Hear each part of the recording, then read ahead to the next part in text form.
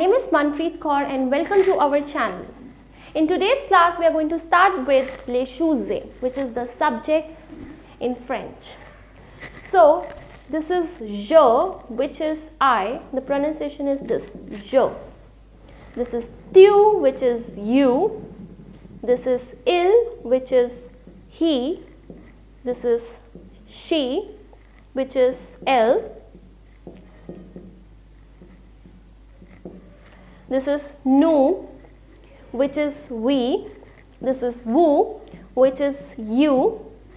Il and elle, which means they. But what is the difference? The difference of the gender. As you know, in French, genders matters a lot. So this is masculine they and this is feminine they. Let me explain you more elaborately. This is je. From here till elle, it is singular.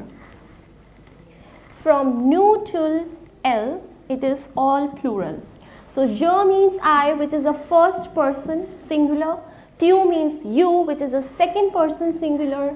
Il and elle, which is third person singular. Il is he and elle is she. Let's come to the plural part. So plural of I would be vous, and in French it is nous. And this is first person plural.